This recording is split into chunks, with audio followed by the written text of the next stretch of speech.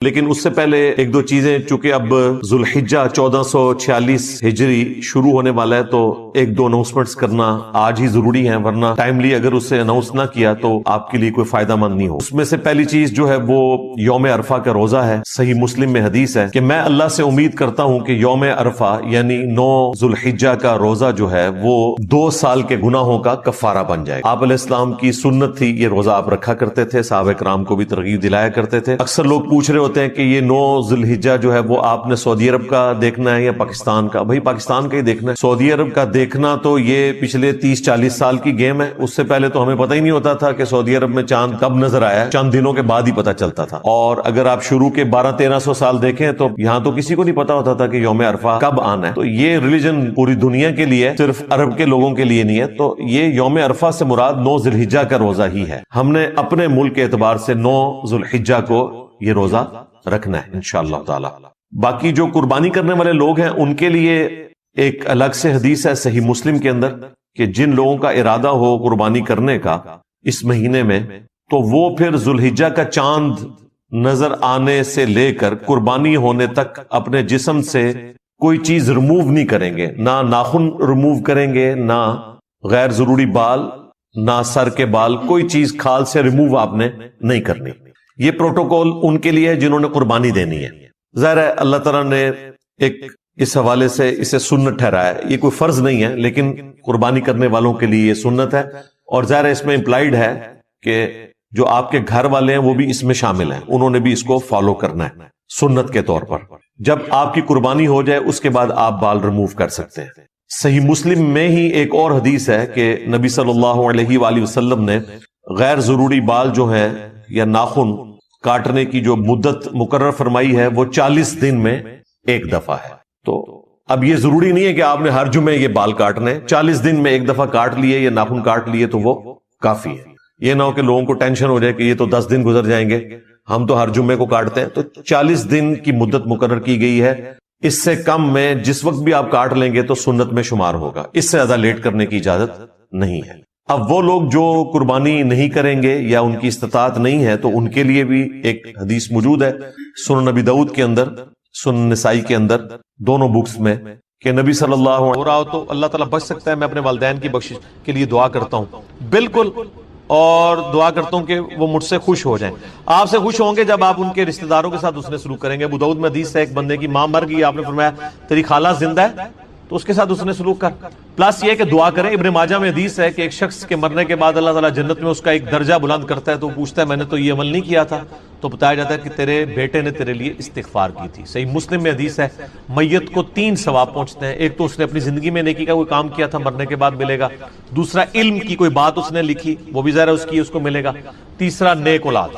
نیک اولاد ظاہر ہے ماں باپ کی انویسٹمنٹ ہے، ان کے اعمال کا ثواب آٹومیٹکلی ماں باپ کو۔ مثال ثواب کی ایک جو فارم ہے سب سے بڑی جس کے اوپر پوری امت کا اجماع ہے وہ ہے میت کے لیے دعائے مغفرت کرنا، یہ ہے اصل بنیاد، باقی ساری چیزیں اس کے بعد میں آتی ہیں، اور اس کی جڑ قرآن میں ان الفاظ کے اندر موجود ہے۔ سورۃ الحشر کی آیت نمبر 10 ہے، اعوذ باللہ من الشیطان الرجیم، بسم اللہ الرحمن الرحیم، والذین جاءوا من بعدہم، وہ اہل ایمان جو کہ بعد میں آنے والے ہیں، یقولون، وہ کہتے ہیں اپنے سے جو اگلے گزر چکے ہیں ان کے حق میں دعا کرتے ہوئے، ربنا اغفر لنا ولاخواننا الذین سبقونا بالایمان، رب ہمارے مغفرت فرما دے ہماری اور ہمارے بھائیوں کی جو ہم سے پہلے ایمان کی حالت میں دنیا سے رخصت ہو گئے، ولا تجعل فی قلوبنا غلا للذین آمنوا، اور ہمارے دل میں کوئی کجی، کوئی ٹیڑھ پن، کوئی بغض و کینہ ان لوگوں کے بارے میں نہ رکھ جو مر چکے۔ ظاہر ہے جو مر چکا ہے وہ اپنے انجام کو پہنچ چکا ہے۔ صحیح بخاری میں حدیث ہے کہ مردوں کو گالی مت دو، وہ اپنے انجام کو پہنچ چکے ہیں، اچھے یا برے۔ ربنا انک رؤوف الرحیم، اے میرے رب بے شک، اے ہمارے رب بے شک تو بخشنے والا ہے، مہربان ہے۔ تو یہ اہل ایمان کو یہ بات سکھائی گئی ہے کہ ان کی یہ روش ہونی چاہیے کہ جو بھی ایمان کی حالت میں ان سے پہلے لوگ چلے گئے ان کے لیے دعائیں مغفرت کریں۔ اب یہ ایک الگ حقیقت ہے تلخ کہ ایمان کی حالت میں ہمارے معاشرے کے اندر تو اسی کو سمجھا جاتا ہے جو آپ کے فرقے پہ مرا ہو، کیونکہ دوسرے فرقے پہ مر جائے تو وہ تو ایمان کی حالت میں مرا ہی نہیں ہے۔ تو اب یہ ایک تلخ حقیقت ہے، اور اسی وجہ سے آپ دیکھتے ہیں کہ جب ایک مکتب فکر کے لوگ دوسرے مکتب فکر کا جنازہ پڑھ لیتے ہیں تو پھر بعد میں ان کے علماء فتویٰ دیتے ہیں کہ بھئی آپ کا تو نکاح ہی ٹوٹ چکا ہے، آپ نکاح بھی دوبارہ کروائیں اور تجدید ایمان بھی کروائیں، اور اس قسم کی کئی ایک فنی ویڈیوز جو اوریجنل ویڈیوز ہیں، اسلام کا مذاق اڑانے والی، مسلمانوں کی وجہ سے جو ویڈیوز بنی ہیں وہ معاشرے کے اندر عام ہیں، وہ آپ نے اکثر اوقات دیکھی ہوں گی۔ اب میرے بھائیو، یہ جو دعا کا معاملہ ہے یہ اللہ تعالیٰ نے ایسا اوبلیگیٹری رکھا ہے کہ ہماری جو اسلام کی بیسک ٹیچنگز ہیں ان کے اندر اس کو ایک ضروریات دین کے طور پر اللہ تعالیٰ نے ان چیزوں کو جاری فرما دیا ہے۔ جیسا کہ صحیح بخاری اور صحیح مسلم کی متفق علیہ حدیث ہے کہ اللہ کے محبوب صلی اللہ علیہ وآلہ وسلم نے فرمایا کہ ایک مسلمان کے دوسرے مسلمان پہ 5 حقوق ہیں۔ جب وہ اس سے ملے تو اسے سلام کرے، یہ پہلا حق ہے۔ دوسرا حق، جب وہ بیمار ہو جائے اس کی عیادت کرے۔ تیسرا حق، جب وہ مر جائے تو اس کی نماز جنازہ پڑھے، تو ظاہر ہے نماز جنازہ میں دعا مانگے گا مرے ہوئے کے لیے۔ چوتھا حق، جب وہ دعوت دے تو اس کی دعوت کو قبول کرے۔ اور 5واں حق یہ ہے کہ جب وہ چھینک کے جواب میں الحمدللہ کہے تو آپ اس کے جواب میں کہیں یرحمک اللہ، اللہ تعالیٰ تجھ پر رحم فرمائے۔ تو یہ 5 بنیادی حقوق ہیں جس میں تیسرا حق ایک مسلمان کی نماز جنازہ پڑھنا ہے، اور نماز جنازہ میں ظاہر ہے کہ دعا اللہ تعالیٰ نے اس کے اندر بلٹ ان رکھ دی ہے۔ صحیح مسلم میں ایک حدیث ہے کہ اللہ کے محبوب صلی اللہ علیہ وآلہ وسلم نے فرمایا کہ جس کے جنازے میں 40 ایسے لوگ شریک ہوں جو اللہ تعالیٰ کے ساتھ شرک نہ کرتے ہوں تو اللہ تعالیٰ ان 40 لوگوں کی شفاعت اس میت کے حق میں قبول و منظور فرما دے گا، یعنی اس کی مغفرت فرما دے گا۔ تو یہ بہت بڑی فضیلت ہے۔ تو یہ بھی مرے ہوئے بندے کو زندہ لوگوں کی طرف سے پہنچنے والی ایک نفع مند چیز ہے۔ آپ اسے ایصال ثواب کہہ لیں، آپ اس کو دعائے مغفرت کہہ لیں، کوئی بھی۔ نماز جنازہ میں ہم جو دعا مانگتے ہیں، ویسے تو کئی ایک دعائیں رپورٹ ہوئی ہیں، سب سے مشہور دعا وہ ہے جو جامعہ ترمذی کے اندر ہے، سنن ابی داؤد کے اندر ہے، سنن ابن ماجہ کے اندر ہے، اور مشکات المصابیح کے اندر بھی موجود ہے۔ اللہم اغفر لی حینا و میتنا، اے اللہ ہمارے جتنے زندہ ہیں ان کی بھی مغفرت فرما اور جو مر چکے ان کی بھی مغفرت فرما۔ اللہم اغفر لی حینا و میتنا و شاہدنا و غائبنا، اور جتنے یہاں پہ موجود ہیں ان کی بھی اور جو یہاں پر موجود نہیں ان کی بھی، وصغیرنا و کبیرنا، اور جتنے ہمارے چھوٹے ہیں اور جتنے ہمارے بڑے ہیں، وذکرنا و انثانا، اور جتنے مرد ہیں اور جتنی عورتیں ہیں۔ اللہم من احییتہ منا فاحیہ علی الاسلام، اے اللہ جب تک تو ہمیں زندہ رکھے تو اسلام پر زندہ رکھنا۔ ومن توفیتہ منا فتوفہ علی الایمان، اور جب ہمیں موت آئے تو ایمان کی حالت میں موت آئے، آمین۔ اچھا، مزے کی بات دیکھیں کہ اس میں میت کا ذکر صرف ایک دفعہ ہے، باقی سب زندوں کے لیے دعائیں ہیں۔ اور یہ جو جنازے کی ایکٹیویٹی بیسیکلی رکھی اس لیے گئی ہے کہ ایک تو آپ اپنے مسلمان بھائی کا حق پورا کریں گے، اور دوسرا آپ وہاں پہ جا کے اپنی موت کو یاد کریں، نہ کہ وہاں پہ بھی جا کے آپ واٹس ایپ میسیجز دیکھ رہے ہوں۔ آپ دیکھ رہے ہیں کہ میت کو دفنایا جا رہا ہوتا ہے اور لوگوں کے فون بج رہے ہوتے ہیں۔ کئی لوگ تو یعنی میت کو دفنانے کے لیے قبر میں اترے ہوتے ہیں نا، تو ان کے بھی فون وہاں پہ بج رہے ہوتے ہیں۔ یعنی یہ ہماری کمٹمنٹ کا لیول ہے آخرت کے ساتھ اور دنیا کے ساتھ، یہ آپ کمپیریزن کر سکتے ہیں۔ پھر اس سے اگلا ورژن ہے، سنن ابی داؤد میں حدیث ہے کہ جب اپنے بھائی کو دفنا چکو تو اس کی قبر پر کھڑے ہو کر اس کے قبر میں سوالات کی استقامت کے لیے دعا کرو۔ یہ نبی الاسلام نے حکم دیا۔ ایک تو ویسے ہمارے یہاں پہ عموماً لوگ نماز جنازہ کے بعد دعا مانگنا شروع کر، تو وہ تو کوئی ثابت نہیں ہے۔ وہ جس سنن ابی داؤد یا سنن نسائی کی حدیث کا سہارا لیتے ہیں وہ تو الفاظ ہی کچھ اور ہیں۔ وہ یہ کہ جب اپنے بھائی کے لیے جنازہ پڑھو تو خلوص سے اس کے لیے دعا مانگو، تو وہ یہ کہتے ہیں کہ جنازہ پڑھنے کے بعد مانگو، حالانکہ اس چیپٹر کی آپ ہیڈنگ دیکھ لیں، وہ جنازے کے اندر پڑھے جانے والی دعاؤں کا ذکر ہو رہا ہے۔ اور یہاں پہ کیا ہوتا ہے کہ ہمارے جو حنفی بھائی ہیں، بریلوی اور دیوبندی، ان کا جنازہ تو 1 منٹ کا بھی مشکل سے ہوتا ہے، اور بعد میں دعا جو ہے وہ 5 سے 10 منٹ کی ہو رہی ہوتی ہے۔ دیوبندی نہیں مانگتے، اور ان سے پوچھے کیوں نہیں مانگتے، وہ کہتے ہیں ثابت نہیں ہے۔ اور جب ان سے یہ پوچھیں کہ یہ جو فرض نماز کے بعد آپ اجتماعی دعا کرتے ہیں، ویسے تو اکیلے جو مرضی آپ کریں، یہ کہاں سے ثابت ہے؟ وہ کہتے ہیں یہ علماء نے جاری کی ہے تاکہ امت سے دعا اٹھ نہ جائے۔ تو کیا صرف دیوبندی علماء کو یہ حق حاصل ہے کہ وہ دین میں چیزیں خود سے انجیکٹ کریں گے؟ بریلویوں کو کوئی حق حاصل نہیں ہے. حقیقتاً تو دونوں کو کوئی حق حاصل نہیں. یہ دونوں نے ہی دین کے اندر اپنی طرف سے چیزیں داخل کر دی. اصل دعا جو ہے وہ قبرستان میں دفنانے کے بعد آپ نے قبر کے اوپر کھڑے ہو کر کرنی ہے. دفنانے کے دوران بھی ہے صحیح سند کے ساتھ.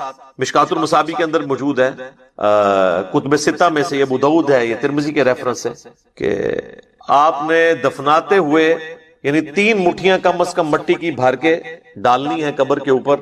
بسم اللہ وعلی ملت رسول اللہ, اللہ کے نام سے شروع کرتا ہوں اور رسول اللہ کی ملت کے اوپر. تو یہ آپ نے پڑھ کے اس کے اوپر ڈالنی ہے. پھر دفنانے کے بعد جب آپ نے دعا مانگنی ہے تو ظاہر ہاتھ اٹھا کے مانگنی ہے. یہ بعض لوگوں کو ایک مسئلہ ہو جاتا ہے کہ شاید قبر پہ اگر ہاتھ اٹھا کے دعا مانگی تو یہ کوئی شرک ہو جائے گا. شرک تو تب ہوگا جب آپ مردے سے مانگ رہے ہوں گے, آپ اللہ سے مانگ رہے ہیں. صحیح مسلم میں اوپر تلے کئی احادیث ہیں کہ نبی علیہ السلام نے بقیع غرقد قبرستان میں جا کر 3 دفعہ دعا کی ہاتھ اٹھا کر, اور 3 دفعہ پھر ہاتھوں کو واپس لے گیا. تو یہ تو سنت ہے, اس میں کوئی حرج نہیں ہے. قبرستان میں بھی آپ ہاتھ اٹھا کے دعا کر سکتے ہیں. پھر قبرستان میں دفنانے کے بعد میت کے لیے دعا کرنا, اور پھر قبر کے اوپر اتنی دیر بیٹھنا کہ جتنی دیر ایک اونٹ کو نحر کر کے اس کا گوشت تقسیم کیا جائے. تو یہ صحیح مسلم کے اندر حضرت عمر ابن عاص کی وصیت ہے. انہوں نے اپنے بیٹے کو وصیت کی تھی کہ جب میں مر جاؤں میری قبر پہ اتنی دیر بیٹھے رہنا کہ جتنی دیر ایک اونٹ کو نحر کر کے اس کا گوشت تقسیم کیا جاتا ہے, یعنی 2 سے 2.5 گھنٹے, تاکہ میں اپنی قبر کے ساتھ مانوس ہوں اور تاکہ میں یہ جان لوں کہ میں نے اپنے رب کے آئے ہوئے فرشتوں کو کیا جواب دینا ہے. اب وہ اس لفظ کو بھی لوگ پکڑتے ہیں, وہ کہتے ہیں جان لوں کا مطلب یہ ہے کہ وہ باہر سے کوئی آواز لگائے گا. تو اگر آواز ہی لگانی ہوتی تو حضرت عمرو ابن عاص اپنے بیٹوں کو کہہ دیتے کہ تم نے جو ہے نا میری قبر پہ کھڑے ہو کے اذان دے دینی ہے تاکہ مجھے پتہ چل جائے. یہاں پہ لوگ دیتے ہیں نا اذان, پوچھے کہاں لکھی ہے, وہ کہتے ہیں منع کہاں ہے. تو اس اعتبار سے تو آپ دین میں جو مرضی داخل کر لیں. وہ تو میرے بھائی جنازے کی بھی اذان منع تو کہیں پہ نہیں ہے. ہم کیوں نہیں دیتے کہ نبی علیہ السلام نے نہیں دی. عیدین کی اذان نہیں ہوتی, منع تو کوئی نہیں ہے. وہ کہتے ہیں نہیں جی وہ بخاری مسلم میں حدیث ہے کہ نبی علیہ السلام عید کی اذان نہیں دیا کرتے تھے. سر یہ حدیث تو آپ کے کام کی نہیں ہے. آپ نے حدیث یہ دکھانی ہے کہ نبی علیہ السلام عید کی اذان سے منع فرمایا کرتے, نہیں دیا کرتے تھے. وہ آپ نہ بھی بتائیں, ہمیں پتا ہے کہ نہیں دیا کرتے تھے, نہیں تو بہت سارے کام بھی نہیں کیا کرتے تھے. نبی علیہ السلام کی 3 بیٹیاں آپ کی مبارک زندگی میں فوت ہوئی ہیں, آپ نے ان کو اپنے ہاتھوں سے دفنایا, آپ نے کسی کا تیجا 40واں نہیں کیا. جب ہم پوچھتے ہیں کہ وہ کہتے ہیں جی وہ منع تو کوئی نہیں نہ کیا. تو منع والا معاملہ یہ ہے میرے بھائی کہ جو کام دین کے اندر نہیں نبی علیہ السلام نے تعلیم فرمایا وہ انڈرسٹوڈ منع ہی تصور کیا. یہ ایک سینسٹیو ٹاپک ہے, میں اس کو اینڈ کے اوپر کنکلوڈ کروں گا. میں موضوع کو تلخ نہیں کرنا چاہتا اس طرف گفتگو لے جا کر. تو بہرحال آپ نے حضرت عمرو بن عاص کی جو صحیح مسلم کی حدیث ہے اس میں ان کی وصیت یہ کہ آپ نے بیٹھنا ہے قبر پہ اتنی دیر, یعنی قبر کے ایگزیکٹ اوپر نہیں بیٹھنا, یعنی پاس بیٹھنا ہے, وہاں بیٹھ کے اللہ کا ذکر کریں, جو مرضی آپ کریں. تو اللہ تعالیٰ ذکر کی برکت سے مردے کے لیے, آپ کی دعاؤں کی برکت سے اس کے لیے آسانی پیدا کر دے گا. اور ظاہر ہے کہ یہ بھی اللہ کی مرضی ہے, زبردستی تو اللہ تعالیٰ کو کسی کی دعاؤں سے نہیں لگائی جا سکتی. والعیاذ باللہ تعالی. اللہم انی اعوذ بک من عذاب جہنم ومن عذاب القبر ومن فتنة المحیا والممات ومن شر فتنة المسیح الدجال. یہ دعا بخاری اور مسلم دونوں میں آئی ہے, اور نبی علیہ السلام حکم دیا کرتے تھے کہ نماز کے تشہد میں 4 چیزوں کے اگینسٹ اللہ تعالیٰ کی پناہ طلب کی جائے. اللہم انی اعوذ بک من عذاب جہنم ومن عذاب القبر ومن فتنة المحیا والممات من شر فتنة المسیح الدجال. اے اللہ میں جہنم کے عذاب سے تیری پناہ مانگتا ہوں, قبر کے عذاب سے تیری پناہ مانگتا ہوں, زندگی اور موت کے فتنے کے اگینسٹ تیری پناہ مانگتا ہوں, اور جھوٹے مسیح دجال مسیح کے فتنے سے تیری پناہ مانگتا ہوں. آمین. اچھا, دفنانے کے بعد اذان دینا بھی کوئی ثابت نہیں ہے, اور اس طریقے سے ہمارے دیوبند اور بریلوی حضرات جو ہے نا وہ میت کو دفنانے کے بعد نا سرہانے پہ کھڑے ہو کر نا سورۃ البقرہ کی شروع کی آیات تلاوت کرتے ہیں, اور پاؤں والی سائڈ پہ سورۃ البقرہ کی آخری آیات تلاوت کرتے ہیں. یہ روایت موجود ہے, لیکن یہ روایت جو ہے فیبریکیٹڈ روایت ہے. یہ روایت شعب الایمان امام بیہقی کی کتاب میں ہے, مشکات المصابی کے اندر موجود ہے, لیکن اس کے اندر ایوب نام کا ایک متروک راوی ہے, یعنی جس سے حدیثیں لینا محدثین نے چھوڑ دی, ریجیکٹڈ پرسنالٹی. تو یہ یعنی مردود قسم کے راویوں سے روایت کی گئی روایت ہے، اس کی کوئی اصل نہیں ہے۔ اصل چیز وہی ہے جو میں نے بیان کر دی ابو داؤد سے، کہ آپ نے میت کے لیے دعا کرنی کہ اللہ تعالیٰ اسے قبر کے سوالات میں استقامت عطا فرما۔ اور قبر کے سوال جو ہیں وہ بخاری، مسلم، ابو داؤد، مسند احمد میں رپورٹ ہوئے ہیں، کچھ حصہ بخاری مسلم میں ہوا ہے، کچھ ابو داؤد میں، ترمذی میں، مسند احمد میں۔ پہلا سوال ہوگا من ربو کا، تیرا رب کون ہے؟ دوسرا سوال ہوگا ما دینو کا، تیرا دین کیا ہے؟ تیسرا سوال ہوگا، ترمذی میں تو الفاظ ہیں من نبیو کا، تیرا نبی کون ہے؟ بخاری میں الفاظ ہیں ما کنت تقول فی حق ھذا الرجل، تو اس مرد کے بارے میں دنیا میں کیا کہا کرتا تھا، یا تو کیا کہے گا اس کے بارے میں؟ وہ کہتے ہیں جی نبی علیہ السلام کی شکل مبارک دکھائی جاتی ہے اور پوچھا جاتا ہے اس مرد کے بارے میں، تو یہ حاضر رجل، وہ کہتے ہیں حاضا کا مطلب تو ہے کہ وہاں پہ موجود ہوں گے۔ سر اگر حاضا کا مطلب وہاں پر موجود ہوں گے تو اس کے جواب میں یہ تو نہیں ہونا چاہیے ہوا محمد رسول اللہ، ہوا تو پھر جو ہے وہ تھرڈ پرسن کا صیغہ ہے، ہونا چاہیے حاضا محمد رسول اللہ۔ تو اس کا جو ایک طریق ہے مسند احمد اور سنن ابی داؤد میں، اس میں الفاظ ہیں اس مرد کے بارے میں تیرا کیا خیال ہے؟ الذی بعث فیکم، جس کو اللہ نے تم میں مبعوث کیا تھا نبی بنا کے۔ یہ نہیں کہ یہ جو قبر میں آپ کے سامنے آئے ہوئے ہیں یا کوئی قبر میں تصویر دکھائی جاتی ہے، یہ بالکل جھوٹی بات ہے۔ تو یہ 3 سوالات، اور ایک چوتھا سوال ہے جو میں نے ایکسپلور کیا تھا جس کی وجہ سے کافی ہنگامہ کھڑا ہوا کہ قبر میں 3 نہیں 4 سوال ہوں گے۔ وہ چوتھا سوال جو ہے وہ مؤمن کے لیے اور منافق کے لیے ڈیفرنٹ ہوتا ہے، وہ بخاری میں بھی ہے، سنن ابی داؤد کے اندر بھی۔ مؤمن جو ہے وہ تینوں سوال کے جواب دیتا ہے تو فرشتے چوتھا سوال کرتے ہیں کہ تجھے کیسے پتا چلا؟ تو وہ کہتا ہے کہ میں نے اللہ کی کتاب پڑھی اور نبی علیہ السلام کے نبی ہونے کی تصدیق کی۔ تو اللہ کی کتاب اگر پڑھی نہیں ہوگی تو تصدیق کیسے کریں گے؟ یہ کتاب پڑھیں گے تو آپ تصدیق کریں گے۔ تو اور منافق کہتا ہے ہائی ہاتا لا ادری، ہائے افسوس مجھے کچھ پتا نہیں، مجھے کچھ پتا نہیں۔ تو فرشتے اس کو کہتے ہیں کہ تو نے خود پڑھ کر سیکھنے کی، سمجھنے کی کوشش کیوں نہیں کی، یا کسی ایسے شخص سے پڑھنے کی کوشش کیوں نہیں کی جسے ان چیزوں کا پتا تھا؟ دونوں معنی درست ہیں۔ تو جب تک آپ خود اللہ کو سیریس نہیں لیں گے آپ سچائی تک پہنچ نہیں سکتے۔ تو اس لیے میں نے کہا تھا قبر میں 3 نہیں 4 سوال ہونے، اور چوتھا سوال جو ہے وہ تمام سوالات کی جان ہے۔ اگر زندگی میں پتا چل جائے تو پہلے 3 سوالوں کا جواب کے لیے تیار ہونا آپ کے لیے آسان ہو جائے گا، ادروائز تو مشکل ہو جائے گا۔ بہرحال ایک ضمناً یہ بات تھی۔ تو قبر پہ بھی آپ نے دعاؤں میں مردوں کو یاد رکھنا ہے، اس کے بعد عام حالت میں بھی آپ جب قبرستان جائیں گے تو آپ کو دعا سکھائی گئی ہے۔ صحیح مسلم میں الفاظ ہیں السلام علیکم اہل الدیار من المؤمنین والمسلمین وَإِنَّا إِن شَاءَ اللَّهُ بِكُمْ لَلَاحِقُونَ نَسْأَلُ اللَّهَ لَنَا وَلَكُمُ الْعَافِيَةَ، تم پر سلامتی ہو اے مؤمنین اور مسلمین جو اس قبرستان کے اندر دفن ہو، خواہ مرد ہو یا عورت ہو۔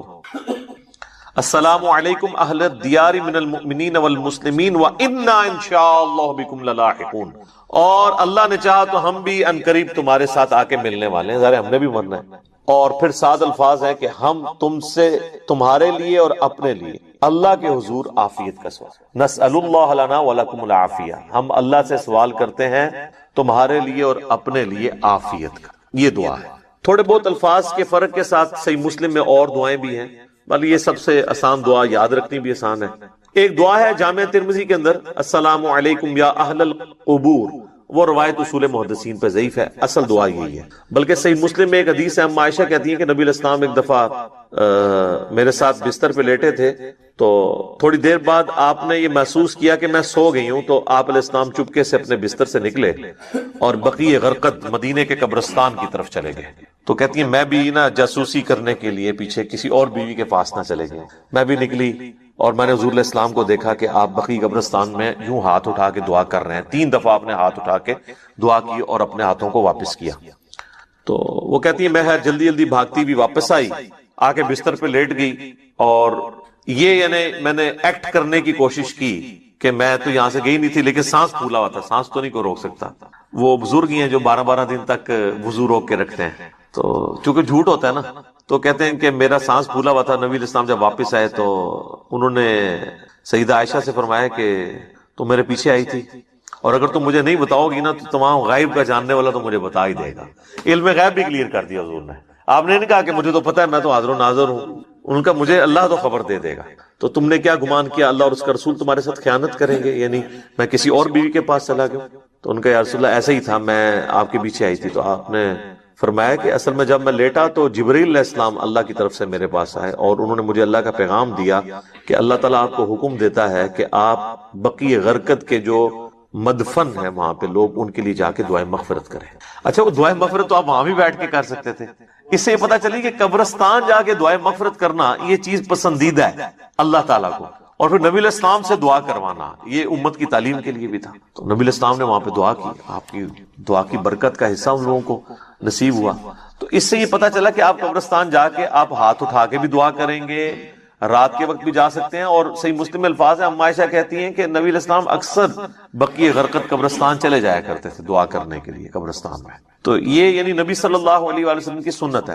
باقی ہاتھ اٹھا کے دعا کرنا فرض نماز کے بعد بھی اپنی انڈیویجول دعا کر سکتے ہیں، اس کے لیے تو کوئی ممانعت نہیں۔ ابو داؤد میں تو روایت کمزور ہے، لیکن المستدرک للحاکم میں صحیح سند سے ہے کہ تمہارا رب سخی ہے، کریم ہے، حیا فرماتا ہے ایسے شخص سے جو اس کے حضور ہاتھ اٹھا کے دعا کرتا ہے کہ اسے محروم لوٹائے۔ ہاتھ اٹھا کے دعا کرنا اللہ تعالیٰ کو بغیر ہاتھ اٹھائے دعا کرنے سے زیادہ محبوب ہے، اور دعا کے بعد چہرے پہ ہاتھ پھیرنا بھی سنت ہے، بلکہ امت یہ وہ سنت ہے جو واقعی سنت ہے، جو اجماع اور عملی تواتر سے ٹرانسفر ہوئی ہے۔ اور الادب المفرد امام بخاری کی کتاب کے اندر صحیح بخاری کی سند کے اوپر یہ حدیث موجود ہے کہ حضرت عبداللہ ابن زبیر اور حضرت عبداللہ ابن عمر یہ دعا کے بعد اپنے چہرے پر ہاتھ پھیرا کرتے تھے۔ نبی اسلام کے حوالے سے بھی ملتا ہے، ابو داؤد میں روایت کمزور ہے، اس لیے شیخ زبیر علی صاحب نے مشکات کے فٹ نوٹ پہ اس روایت کے اوپر ضعیف کا حکم لگا کے ساتھ الادب المفرد کی روایت لکھ دی ہے کہ یہ روایت درست ہے۔ ویسے بھی امت کا اجماع ہے، اس کے لیے حدیثوں کی تو ہمیں حاجت نہیں ہے، امت کا اجماع اور عملی تواتر سنت سے چہرے پہ ہاتھ پھیرنے کو ٹرانسفر کر رہی ہے۔ لہذا چند ایک علماء عرب کا اسے بدعت کہنا ان کے یعنی کم علمی کی نشانی ہے اور ایک تنگ نظری کی نشانی ہے۔ اوورال یہاں پہ بھی جو اہل حدیث ہیں وہ چہرے پہ ہاتھ پھیرنے کے قائل ہیں۔ میں یہ ضمناً ساتھ چھوٹے چھوٹے مسائل بتا دیتا ہوں تاکہ آسانی ہو جائے۔ تو آپ نے چہرے پہ ہاتھ بھی پھیرنے ہیں۔ اس طریقے سے صحیح مسلم میں حدیث ہے کہ نبی علیہ السلام اپنی والدہ کی قبر پر گئے، آلموسٹ آپ سمجھ لیں اپنے والدہ کی وفات کے 50 سال کے بعد، کیونکہ یہ فتح مکہ کے بعد کی بات ہے، تو 50 سال تقریباً گزر چکے تھے، اور آپ علیہ السلام قبر پہ گئے اور آپ روئے، اور آپ کو دیکھ کے آپ کے ساتھی بھی اصحاب بھی روئے، اور پھر آپ علیہ السلام نے فرمایا میں تمہیں قبروں پہ جانے سے منع کیا کرتا تھا۔ ظاہر نئی نئی قوم بت پرستی سے پھری تھی تو اس لیے نبی علیہ السلام احتیاط کرتے تھے، اب میں تمہیں حکم دیتا ہوں کہ قبروں پہ جایا کرو، کیونکہ یہ موت کو یاد دلاتی۔ لیکن یہ قبروں پہ جانا ہے، مزارات کے اوپر نہیں۔ مزارات پہ تو سیلفیاں ہوتی ہیں اور بہت کچھ ہوتا ہے جس کا دین سے کوئی تعلق نہیں۔ جہاں پہ اللہ اور اس کے محبوب صلی اللہ علیہ وآلہ وسلم کی نافرمانی کے کام ہوتے ہو نا، وہاں پہ آپ نے جانا بھی نہیں۔ سنن ابی داؤد میں حدیث ہے کہ ایک صحابی نے کہا کہ میں نے منت مانی ہے کہ میں اونٹ قربان کروں گا مقام بوانا پہ جا کے، بعض روایتوں میں ہے کہ 100 اونٹ۔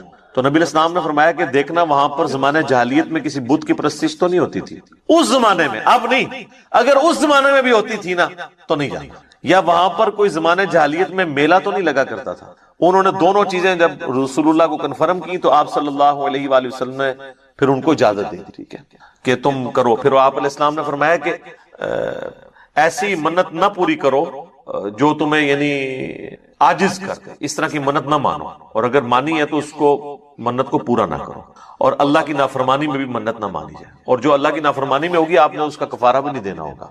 جیسے میرا بیٹا ہوا تو اس کی چٹکیاں فلاں دربار پہ جا کے منواؤں گا، تو اب یہ ساری منت اس کو توڑ بھی دیں، توڑنا واجب ہے اور کفارہ بھی نہیں۔ اگر کوئی صحیح کوئی منت مانی تھی تو آپ اس کا کفارہ ادا کریں گے۔ ویسے ہوتا کچھ نہیں ہے، بخاری مسلم میں حدیث ہے کہ منت ماننے سے کنجوس کا مال نکل جاتا ہے، یہ مصیبت کو نہیں ٹال سکتا۔ تو بہرحال یہ ہے کہ آپ نے منت کا پھر کفارہ وہی ہے جو بخاری مسلم میں ہے کہ منت توڑنے کا کفارہ وہی ہے جو قسم توڑنے کا کفارہ سورۃ المائدہ کی آیت نمبر 89 میں ہے کہ ایک غلام آزاد کریں یا 10 مساکین کو کھانا کھلائیں یا 10 مساکین کو کپڑے لے کر دیں، اور اگر کوئی غریب ہے تو 3 مسلسل روزے رکھ لیں۔ تو اس طرح کی پھر منتیں آپ نے پوری نہیں کرنی ہوگی۔ بہرحال نبی علیہ السلام نے اپنی والدہ کی قبر پہ جا کے یہ امت کو میسج دیا کہ آپ نے قبروں کو لاوارث نہیں چھوڑنا، قبروں پہ جانا ہے، قبروں پہ جا کے عبرت حاصل کرنی ہے، اور قبروں پہ جا کے ان قبر والوں سے نہیں مانگنا بلکہ ان کے لیے دعا کرنی ہے کہ اللہ تعالیٰ ان کی مغفرت کا کوئی سامان کرے، کیونکہ وہ ہماری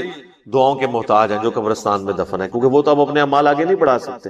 تو جو ہم پیچھے بچ گئے ہیں ہماری ذمہ داری ہے ہم ان کے لیے جا کے دعائے مغفرت والا معاملہ کریں. اچھا، اسی طریقے سے صحیح بخاری اور صحیح مسلم دونوں میں حدیث ہے کہ نبی علیہ السلام کو ایک صحابی کی وفات کی خبر ملی تو نبی علیہ السلام نے دونوں ہاتھ یوں بلند کر کے، حتیٰ کہ صحابہ کہتے ہیں ہم نے آپ کے بغلوں کی سفیدی بھی دیکھی، کیونکہ آپ کا اکثر لباس تہمد اور اوپر چادر ہوتی تھی.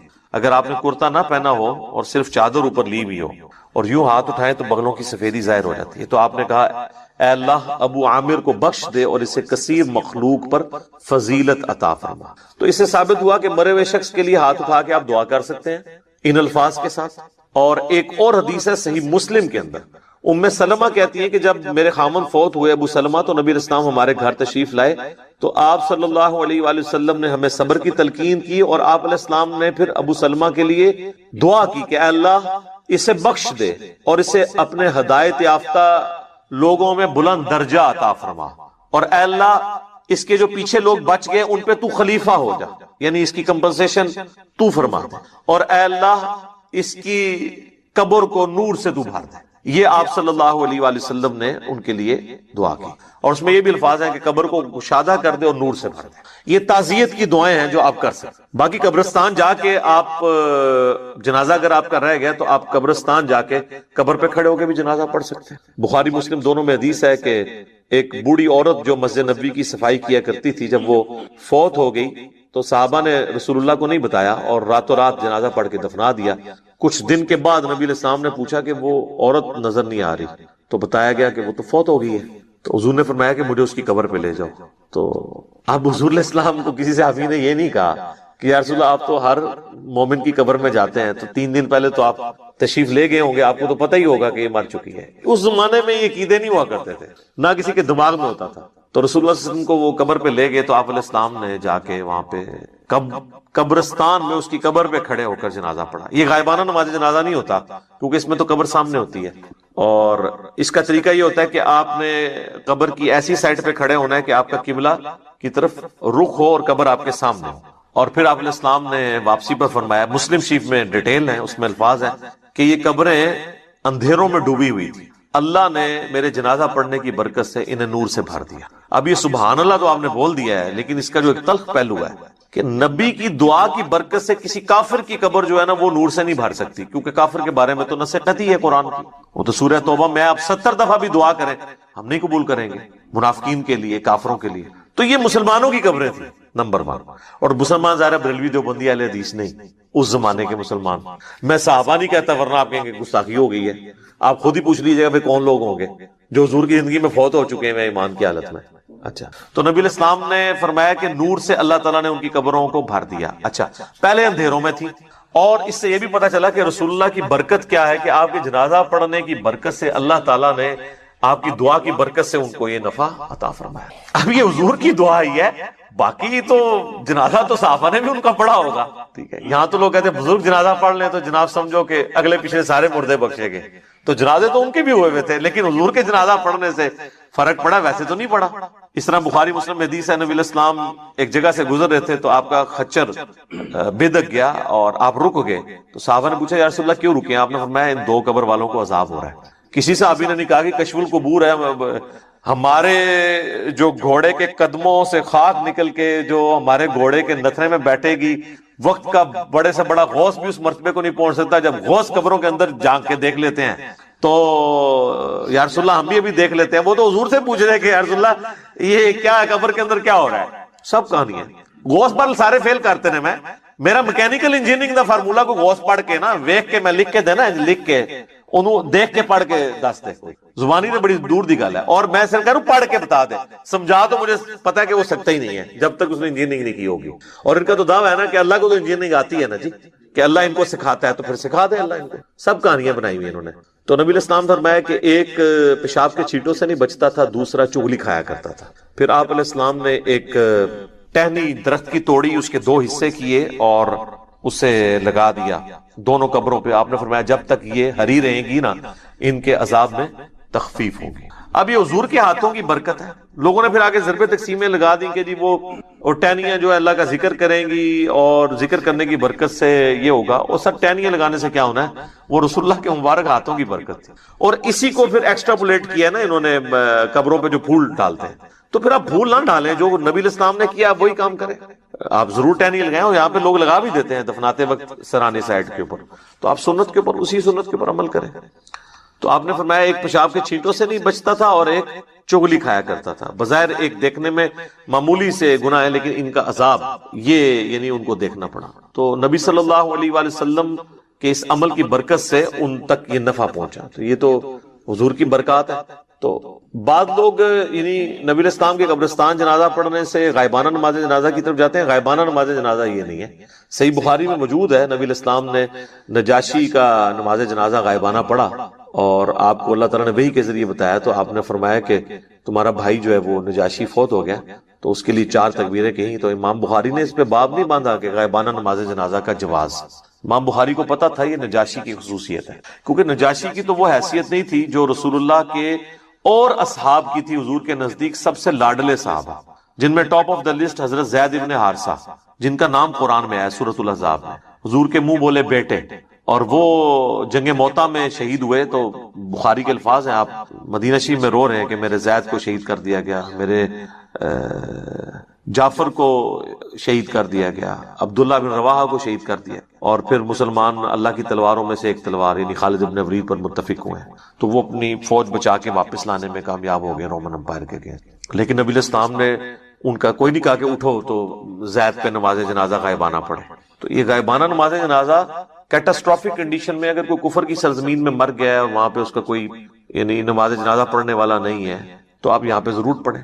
یہاں تو ایک شہر میں مرتا ہے، ہزاروں کا جنازہ ہوتا ہے، دوسرے شہر میں اس کا غائبانہ پڑھ رہے ہوتے ہیں. اور اس کا پڑھ رہے ہوتے ہیں جو ذرا امیر ہوتا ہے، جس نے زیادہ فنڈ دیا ہوتا ہے. غریب آدمی کے لیے کہتے ہیں جی دعا، امیر آدمی کے لیے غائبانہ نماز جنازہ. ٹھیک ہے نا؟ تو نہ آپ کی دعاؤں سے کوئی فرق پڑ رہا ہے نہ نماز جنازوں سے، کیونکہ آپ تو سب کچھ دنیا داری کے لیے کر رہے ہیں. تو یہ جو ایٹیچیوڈ ہے، پھر اس کے اوپر چندے اکٹھے کرنا. آپ پتہ نا ہمارے تو یہاں ایک بہت بڑی جماعت رہی ہے جس نے غائبانہ نماز جنازہ کو ایک ایکٹیویٹی بنا کے اس طرح پریزنٹ کیا اور یعنی ہلچل مچا کے رکھتی، اور اس میں پھر چندے اکٹھے کیے. تو یہ بھی ایک یعنی لوگوں کی جیبیں ہتھیانے کا ایک ذریعہ بن گیا. حالانکہ مردے کے لیے تو دعا کرنی ہے کہ اللہ تعالیٰ اس کے لیے کوئی آسانی والا معاملہ فرمائے. تو نبی صلی اللہ علیہ وآلہ وسلم نے دعا کے حوالے سے جو چیزیں تعلیم فرمائی ہیں میں نے کوشش کی ہے کہ آپ تک پہنچیں. کہ آپ نے دعا کرنی ہے جب کوئی شخص مر جاتا ہے، اس کے لیے دعا کرنی ہے جنازے کی شکل میں، پھر قبرستان میں جا کے دعا کرنی ہے اس کی قبر پہ کھڑے ہو کے، اس کے بعد قبر پہ بیٹھے رہنا ہے اتنی دیر، 2-2.5 گھنٹے جتنی دیر اونٹ نہر کر کے اس کا گوشت تقسیم کیا جاتا ہے، چند لوگ بیٹھ جائیں. اس کے بعد بھی وقتاً فوقتاً جب قبرستان جانا ہے اس کے لیے دعا کرنی ہے. اور قبرستان نہ بھی جائیں، اپنی نمازوں کے اندر آپ نے دعا کرنی ہے اس کے لیے. تو کئی ایک دعائیں ہیں، آپ یہ دعا تو ضرور کریں اپنے نماز کے تشہد میں. بخاری مسلم میں حدیث ہے جب تم تشہد پڑھ چکو، دروشی پڑھ چکو، تو جو چاہو اپنے رب سے مانگو. تو کم از کم اپنے ماں باپ کے لیے دعا مانگیں، رب ارحمہما کما ربیانی صغیرا، اے رب ان دونوں پر رحم فرما جس طرح انہوں نے بچپن میں مجھے پالا تھا. رب اجعلنی مقیم الصلاۃ ومن ذریتی ربنا وتقبل دعاء ربنا اغفر لي ولوالدي وللمؤمنين يوم يقوم الحساب. اللهم ربنا آتنا في الدنيا حسنة وفي الآخرة حسنة وقنا عذاب النار. اللهم إني أعوذ بك من عذاب جهنم ومن عذاب القبر ومن فتنة المحيا والممات ومن شر فتنة المسيح الدجال. آمین. یہ ساری دعائیں جتنی بھی آپ کو دعائیں یاد ہیں وہ آپ پڑھیں. مشکات المصابیح کی آپ پہلی جلد میں تشہد کی دعاؤں کے بیان میں چلے جائیں تو آپ کو کئی ایک دعائیں مل جائیں گی، وہ یاد کریں. قرآن میں جتنی دعائیں آئی ہیں وہ آپ مانگ سکتے ہیں، اس موقع پہ مانگیں. تو یہ میت کے اوپر، مرے ہوئے شخص کا حق ہے زندوں کے اوپر کہ اس کے لیے دعا کریں. وہ بات وہیں سے شروع ہوئی تھی سورۃ الحشر کی آیت نمبر 10 سے، ربنا اغفر لنا ولإخواننا الذین سبقونا بالایمان. جو ایمان کی حالت میں دنیا سے چلے گئے ہیں، اے اللہ ان کو بخش دے، ہمارے بھائیوں، ان کے لیے دعا کرنی چاہیے. یہ ایصال ثواب کا سب سے بڑا ذریعہ ہے اور سب سے زیادہ زور اسی کے اوپر ہونا چاہیے. اس کے علاوہ بھی ذریعہ موجود ہے لیکن جو اصل بنیاد ہے وہ ہے دعا. اب آ جائیں جو باقی ذرائع ہیں. اس کی اصل وہ حدیث ہے جو صحیح مسلم کے اندر موجود ہے کہ اللہ کے محبوب صلی اللہ علیہ وآلہ وسلم نے فرمایا کہ جو شخص مر جاتا ہے نا تو اس کے تمام اعمال منقطع ہو جاتے ہیں، یعنی اب کوئی عمل وہ کر نہیں سکتا۔ سر میں یہ الفاظ جب پڑھتا ہوں نا یا بیان کرتا ہوں میں کانپ اٹھتا ہوں کہ جو مر گیا اب وہ کچھ نہیں کر سکتا، ایک بار سبحان اللہ کی بھیک بھی نہیں مانگ سکتا کہ میں ایک سیکنڈ مجھے مل جائے کہ میں سبحان اللہ کیا۔ آپ صلی اللہ علیہ وآلہ وسلم نے فرمایا سوائے 3 اعمال کے، مسلم شریف کے الفاظ ہیں۔ نمبر 1 صدقہ جاریہ، یعنی اس نے اپنی زندگی میں کوئی نیکی کا کام کیا، کہیں کنواں کھدوا دیا تھا، کہیں مسجد بنوا دی تھی، کوئی یتیم خانہ بنوا دیا تھا، اور اس طرح کی چیز جو اس کے مرنے کے بعد بھی جاری رہی، جس میں اس نے اپنی انویسٹمنٹ کی تھی مالی طور پر یا فزیکلی، تو وہ اس کو ثواب ملے گا۔ اور جینون ہے، ظاہر ہے کہ اس میں ہم اسے کوئی نفع نہیں پہنچا رہے، اس کے اپنے کیے ہوئے اعمال کا ثواب اسے ہم انڈائریکٹلی اس طرح پہنچا رہے ہیں کہ ہم اگر اس کنویں سے پانی پیتے ہیں تو جتنے لوگ پیئیں گے اس کا ثواب اسے ملے گا۔ دوسرا فرمایا کہ علم نافع، جو نفع مند علم ہے، اگر کسی نے دنیا میں کوئی نفع مند علم پھیلایا تھا تو اس کے مرنے کے بعد اس کو ثواب ملے۔ تو اس کے لیے تو میرے پاس دنیا میں اگر کوئی سب سے بڑی مثال ہے نا تو وہ صحیح بخاری اور صحیح مسلم ہے۔ ان ائمہ کو جو اللہ نے اتنی بڑی بات سجھائی کہ انہوں نے نبی علیہ السلام کی سنت کو ریٹن ریکارڈ کے طور پر جمع کیا۔ آج نا 1200 سال تو ہو چکے ہیں، کوئی ان کے پائی کی کتاب لا نہیں سکا، اب تو ویسے ہی بھول جائیں آپ۔ وہ حدیث کا بھی جو پیریڈ تھا وہ پہلے 500-600 سال کا تھا، اس کے بعد تو سب کے سب جو ہے نا وہ ناقل ہی ہیں پرانے بزرگوں کے۔ محدثین جو اپنی اسناد سے حدیثیں پہنچاتے تھے وہ تو اب فوت ہو چکے، کیونکہ اب تو سند ہی بہت لمبی ہو گئی ہے، 1000 سال کی سند کون یاد رکھے، یہ تو پہلے 300 سال میں کتابیں لکھی لی۔ آج بھی بخاری مسلم کو پڑھ کے جو بندہ نماز کا طریقہ سیکھ رہا ہے اور نماز سنت کے طریقے پہ پڑھ رہا ہے، امام بخاری امام مسلم کو ایک ایک چیز کا ثواب آٹومیٹکلی پہنچ رہا ہے۔ سر میں کہتا ہوں کیلکولیٹر فیل ہو جائیں، جو امام بخاری امام مسلم کے نامہ اعمال میں وہ ہر سیکنڈ میں جو ثواب جا رہا ہے جس لیول کا، پھر جتنی نمازیں ہم پڑھ رہے ہیں، اور سر اس سے اوپر چلے جائیں، ہماری ہر نیکی، ہر مسلمان کی نیکی کا ثواب محمد رسول اللہ صلی اللہ علیہ وآلہ وسلم کے۔ اور یہ دیکھیں اللہ تعالیٰ نے اس کا ذکر بھی سورہ قلم میں فرمایا ہے، پارہ نمبر 29 میں جو دوسری سورت ہے اس میں الفاظ موجود ہیں۔ اعوذ باللہ من الشیطان الرجیم، بسم اللہ الرحمن الرحیم، نون والقلم وما یسطرون ما انت بنعمت ربک بمجنون وان لک لاجرا غیر ممنون۔ اور اے محبوب صلی اللہ علیہ وآلہ وسلم، بے شک آپ کے لیے ایسا اجر ہے جو کبھی ختم ہونے والا نہیں، یعنی وہ ٹوٹے گا نہیں، وہ ایک سمجھ لیں ایک فشن ریاکشن کی طرح چلتا جا رہا ہے، ملٹیپلائی ہوتا جا رہا ہے۔ تو جس نے نافع علم لوگوں کو سکھایا، تو ظاہر ہے یہ بھی اس کا اپنا عمل ہے، یہ ہماری طرف سے ڈائریکٹلی کوئی نفع نہیں ہے، ہاں انڈائریکٹلی ضرور ہے۔ اور تیسرا فرمایا کہ نیک اولاد جو اس کے لیے دعا کرتی، ویسے دعا تو کوئی بھی کر سکتا ہے، میں نے کتنی حدیثیں اور سورۃ الحشر کی آیت نمبر 10 کی روح سے بتایا کہ آپ دعا کریں گے، لیکن اولاد کے لیے اس لیے کہا گیا کہ اولاد کی دعا کمٹمنٹ کے ساتھ ہے، جو جس در سے وہ دعا کرے گی، مولوی تو پیسے لے کے اتنے در سے دعا نہیں کر سکتا۔ اور دوسرا، اولاد کے ہر نیک عمل کا ثواب آٹومیٹکلی ماں باپ کو ملتا ہے، چاہے وہ زندہ ہو چاہے وہ مر چکے ہوں۔ اس کی وجہ یہ ہے کہ اولاد انویسٹمنٹ ہے ماں باپ کی۔ سنن ابی داؤد میں حدیث ہے کہ سب سے پاکیزہ کمائی وہ ہے جو انسان کے اپنے ہاتھ کی کمائی ہے، اور انسان کی اولاد بھی اس کی کمائی ہے۔ اگر اس نے اچھی تربیت کی ہے تو ثواب ملے گا، اور اگر بری تربیت کی ہے تو وبال بھی ملے گا۔ اس پہ تو وبال ہوگا لیکن اس کے وبال میں بھی کمی نہیں، یہ بھی یاد رکھنا ہے، یہ دونوں چیزیں پیرلل میں چلیں۔ اچھا، بعض لوگ کہتے ہیں کہ اگر کسی نے اپنی اولاد کی تربیت اچھی نہیں کی، وہ خود بخود ہی نیک ہو گئی ہے، تو پھر کیا ماں باپ کو ثواب ملے گا؟ ہاں، اللہ کی رحمت کا تقاضا ہے کہ ماں باپ کو پھر بھی ثواب ملے گا، کیونکہ اللہ تعالیٰ ہمیشہ سولوشن اینڈ پہ رہتا ہے، پرابلم اینڈ پہ نہیں۔ وَكَتَبَ رَبُّكُمْ عَلَى نَفْسِهِ الرَّحْمَةَ، اور تیرے رب نے اپنے اوپر لازم کر لیا ہے کہ وہ ہر حال میں رحم ہی فرمائے گا، یعنی اس کا جو رحم کرنے والا ایک فیکٹر ہے وہ ڈومیننٹ ہے۔ بخاری مسلم کی متفق علیہ حدیث ہے کہ نبی علیہ السلام فرمایا کہ اللہ تعالیٰ نے مخلوقات کی پیدائش سے پہلے اپنے پاس عرش پہ یہ عبارت لکھ لی تھی کہ میری رحمت میرے غضب پہ سبقت لے جانے والی ہے۔ تو بہرحال یہ چانس پہ ہی ہے نا جی۔